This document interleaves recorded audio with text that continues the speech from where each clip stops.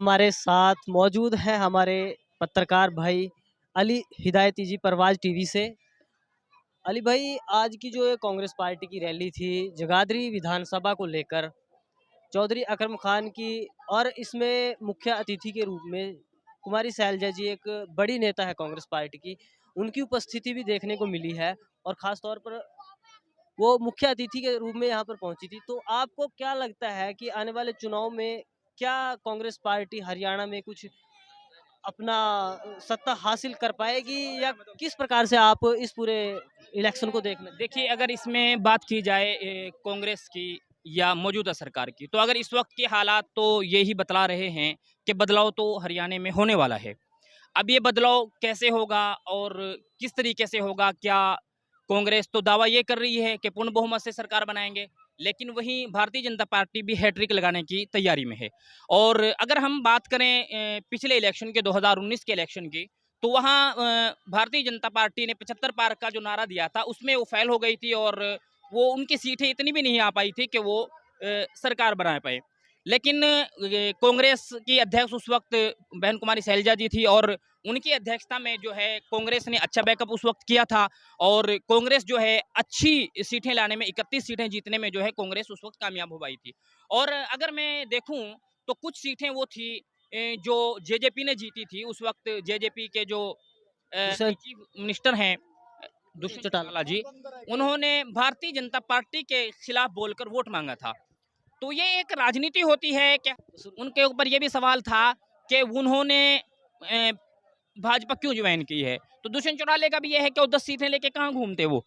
जाहिर सी बात है, अगर वो कांग्रेस की तरफ जा रहे थे तो कांग्रेस की सरकार उन 10 सीटों के साथ भी नहीं बन रही थी, क्योंकि भाजपा के पास ज्यादा सीटें थी। तो उन्होंने ये समझा कि मैं भाजपा के साथ गठबंधन कर लेता हूं, और गठबंधन में सरकार बनी है। और अगर हरियाणा के हालात हम देखें तो कुछ बेहतर अगर हैं, तो वो इस गठबंधन की सरकार की भी एक देन है कि गठबंधन की सरकार की वजह से जो हालात बने हुए हैं वो हरियाणा में कुछ हालात किसी तरीके से बेहतर हैं। और अगर मैं इस मौजूदा वक्त की बात करूं, तो अब दुष्यंत चौटाला के लिए भी ये सवाल है कि दुष्यंत चौटाला जो है वो इलेक्शन कैसे लड़ेंगे। क्या वो गठबंधन करेंगे? अगर गठबंधन नहीं करते हैं दुष्यंत चौटाला, तो उनकी पार्टी क्या क्या रिस्पॉन्स देगी, ये एक भी अपने आप में एक सवाल है। हाँ, ये जो एक जनता के बीच में मुद्दा उनका था भाजपा को लेकर, वो तो उनका अब पूरी तरह से खत्म लग रहा है। बिल्कुल, वो खत्म हो गया है, क्योंकि लोग यही सोच रहे हैं कि उन्होंने भाजपा के साथ मिलके सरकार बनाई है और आगे भी वो ऐसा कर सकते हैं। तो ये भी एक सवाल सामने आ रहा है कि वो जो सरकार बनाएँगे, वो जो चुनाव लड़ेंगे, वो इसी के साथ मिलके चुनाव लड़ सकते हैं। अब आपने सवाल किया था कि कांग्रेस का क्या होगा? आज की जो ये महासभा यहाँ हुई है, हाथ से हाथ जोड़ो अभियान, तो अगर देखा जाए तो चौधरी अकरम खान ने एक ट्रेलर जारी किया है 2024 का, तो इससे लगता है कि शायद चौधरी कंवरपाल गुर्जर की वो हैट्रिक को रोक दे। लेकिन वहीं सवाल ये भी है कि एक कैंडिडेट और भी हैं यहाँ, जो जिन्होंने पिछली मर्तबा 2019 में इलेक्शन लड़ा था बहुजन समाज पार्टी से, चौधरी आदर्श पाल जी, वो भी एक की बार शायद आम आदमी पार्टी। वो आम आदमी पार्टी उन्होंने ज्वाइन कर ली है, क्योंकि आम आदमी पार्टी ने जैसे ही पंजाब में सत्ता में आई, तो हमारे हरियाणा के बहुत से नेता पार्टियों को छोड़ के टिकट के उसमें वो आम आदमी पार्टी में चले गए। लेकिन जगाधरी सीट से ये जरूरी नहीं है कि आदर्श पाल का टिकट हो जाए। ये कई नेता लाइन में लगे हुए हैं, तो ये भी एक सवाल है। अब यहाँ की आपने बहन कुमारी सैलजा की जो बात की थी, अंबाला लोकसभा से 2 मरतबा जो है बहन कुमारी सैलजा जी एमपी रही हैं, और वो केंद्र में मंत्री भी रही हैं। 2 मरतबा कांग्रेस की सरकार बनी केंद्र में, तो दोनों मरतबा वो मंत्री रही हैं। तो इसलिए अंबाला लोकसभा की जो 9 सीटें हैं, इन 9 सीटों में से तकरीबन 5-6 सीटों के ऊपर इनका दावा जो है इनकी ज़्यादा है। इनका इनके मानने वाले, इनके जो वो हैं समर्थक हैं, वो बहन कुमारी सैलजा के ज़्यादा हैं। लेकिन जो गुटबाजी कांग्रेस में है, वो कहीं न कहीं कांग्रेस को लेकर डूबेगी। और यही वजह है, क्योंकि कांग्रेस के बड़े नेता जो हैं वो छोड़ रहे हैं। सेंटर में जो बड़े नेता थे, गुलाम नबी आज़ाद थे, कपिल सिब्बल थे, और भी कई बड़े नेता जो है वो कांग्रेस छोड़ चुके हैं। अब कांग्रेस ने राहुल गांधी को अध्यक्ष बनाया था।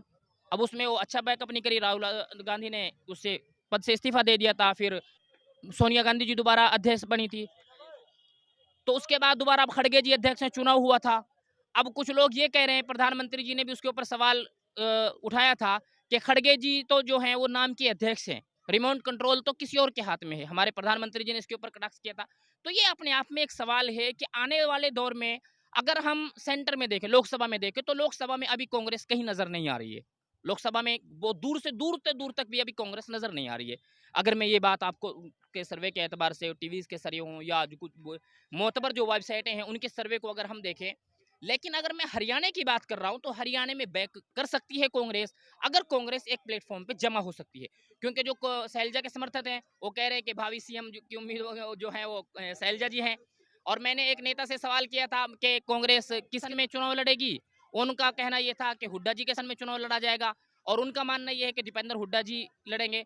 और अगर हम बात ये देखें, अंदर की बात भी निकल कर यही आती है कि कांग्रेस जो हरियाणा का चुनाव लड़ेगी वो भूपेंद्र सिंह हुड्डा जी के नेतृत्व में ही लड़ सकती है। अभी तक की ये है, क्योंकि अभी ये क्लियर तो नहीं हुआ है कि किसके नेतृत्व में लड़ेगी, लेकिन ज्यादा चांस यही है कि हरियाणा का जो विधानसभा का चुनाव होगा ये कांग्रेस जो है भूपेंद्र सिंह हुड्डा जी के नेतृत्व में लड़ सकती है। क्योंकि आपने अगर देखा होगा कि भारत जोड़ो यात्रा जो राहुल गांधी की चली है, तो उसके अंदर शुरू से आखिर तक हरियाणा में जहां भी चली है, तो उसके में बाप बेटा भूपेंद्र सिंह हुड्डा और दीपेंद्र हुड्डा का दबदबा देखने को मिला है। ये तो ये एक बात और भी है, क्योंकि जो हरियाणा कांग्रेस के अभी अध्यक्ष हैं उदयभान जी, वो भी कहीं न कहीं देखने को मिलता है कि हुड्डा जी के समर्थक हैं और उनके एक तरह से पक्षकार भी हैं। तो ये तो निश्चित रूप से कहा भी जा सकता है कि हरियाणा का जो इलेक्शन अब की बार कांग्रेस पार्टी लड़ेगी, वो हुड्डा जी के या उदयभान जी के अध्यक्ष। हाँ, अच्छा कुछ लोग ये भी कह रहे हैं कि अगर राजनीतिक उनकी जो राजनीति से बेस्ड है उनकी अगर बात माने तो उनका कहना ये है कि उदयभान जी को जो अध्यक्ष बनवाया गया है, वो हुड्डा जी ने बनवाया है। और उनका भी रिमोट कंट्रोल जो है उदयभान जी का, वो हुड्डा जी के हाथ में है। हुड्डा जी जैसे चाहेंगे वो हुड्डा जी उनको चला रहे हैं। और क्योंकि दूसरे जो रहे हैं, पहले अशोक तंवर जी रहे हैं और बहन कुमारी शैलजा जी रही हैं, वो उनके एंटी थे, हुड्डा जी के नहीं थे। लेकिन उदयभान जी जो है वो पूरी तरीके से जो है भूपेंद्र सिंह हुड्डा जी के खास आदमी हैं। तो ये माना जा रहा है कि ये चुनाव जो है भूपेंद्र सिंह हुड्डा जी के नेतृत्व में ही लड़ा जाएगा और सीएम के उम्मीदवार वो हो सकते हैं। बाकी लोकसभा के इलेक्शन के बाद ये तय होगा कि हरियाणा का इलेक्शन जो है वो किसके अध्यक्ष में किसके नेतृत्व में लड़ा जाएगा। लेकिन ये तय है कि बाप बेटा हुड्डा, भूपेंद्र सिंह हुड्डा और दीपेंद्र हुड्डा का दबदबा वो हरियाणा में रहने वाला है। जी बिल्कुल। तो बहुत-बहुत शुक्रिया, ये थे अली हिदायती जी हरियाणा कांग्रेस के, और केंद्र में किस प्रकार से कांग्रेस पार्टी की हालात रहेंगे उनको लेकर, तमाम बातों को लेकर विस्तार से तो अपनी बातचीत रखी और बताया कि किस प्रकार से आने वाले दिनों में कांग्रेस पार्टी चुनाव लड़ेगी, या जीतेगी, हारेगी।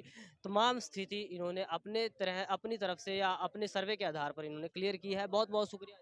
ठीक है, धन्यवाद, शुक्रिया।